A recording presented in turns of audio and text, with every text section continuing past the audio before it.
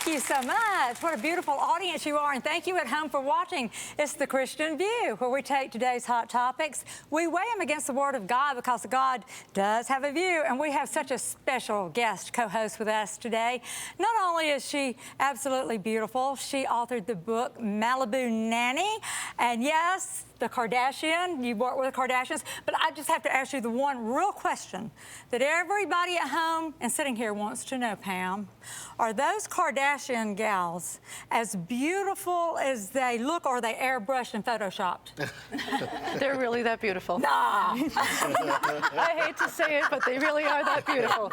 Even years ago, with no makeup, they were still that beautiful. I read, where you put that somewhere, growing up, you could tell they had something different about them with their look. I used to just sit and stare at them, thinking, yeah, are they for real? Well, tell us, Pam, how you came from a small town in the Midwest and wound up in Hollywood with keeping up with the Kardashians. Yeah, keeping up with the Kardashians. Yeah. Well, it really was a fluke. I followed my best friend out. I had went to school, you know, kindergarten through 12th grade, and she went to California. I basically followed her out with the intentions of getting a summer job, and then I was going to come back to the Midwest. And I went to a nanny agency, and they set me up with Linda Jenner. I had no clue who Linda Jenner was until I went to the house for my interview, and I started seeing all these pictures of Bruce Jenner on the wall, and I thought, oh my gosh, I'm at Bruce Jenner's house. So it was just at that moment that I realized, like, what house I was actually in. Did you know him from the Wheaties box? Yes, I used to. I used to eat Wheaties, looking at his face, and my dad would brag about, you know, what an all-American hero he was, and especially when he won the Olympics in the bicentennial year too. So yes, so it was pretty. How old were the children when you first got there? They Now, had two. I took care of Linda and Bruce's kids, Brandon and Brody, and they were 7, and Brody was almost 5. So, yeah. Now, wait, Linda was previously Linda Thompson. Correct. Is that correct? Correct. Now, do you know who Linda Thompson was? Do y'all remember when Linda Thompson was dating Elvis Presley? I remember her dating Elvis Presley. You don't? I do. I remember her dating Elvis Presley. This is before Priscilla, right? Is that what you're saying? Yes. We hope. No, I think it was after Priscilla. Was it after? It was in his. It was pretty serious. It wasn't just a fly-by-night thing. They were together for 4 years, so. Yeah. But ironically, you asked me how I got the job. On my interview, I was 19. I had this denim purse and an I Love Elvis pin on my denim purse, and I really didn't know who she was. And she said to me, she said, do you like Elvis? I said, I love him. Do you? And she said, well, I better. I lived with him for 4 years. And I started to laugh. I thought she was joking. And this other lady said, you know, no, honey, she's not kidding. So Linda later told me that she knew right away that I was the one she was going to hire. Did she drop Elvis for Bruce? She didn't drop Elvis.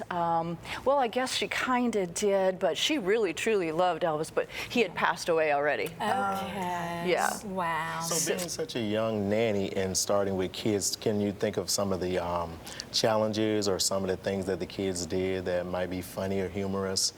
Trying you as the nanny, the new nanny. Did they try your nerves? Oh boy, Brandon and Brody, there was kind of a circle that they could run in the house, and they would run that circle over and over and over, and you know, but they'd try to run off from me, but I was fast. I mean, I was athletic coming from you know, and I would run them down and catch them, and I think they'd be surprised that I could actually catch them. Right. But And then how did you get from Bruce to the Kardashian family? What was that? How did you transition into that job? I had already been with Brandon and Brody for almost 3 years. They were kind of getting to the point that, you know, they didn't really need a nanny anymore.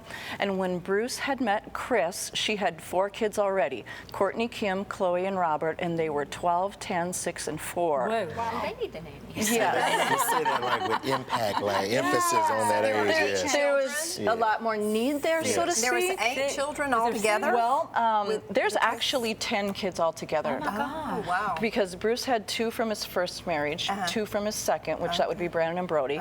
Then he married Kris, and she had 4 of her own.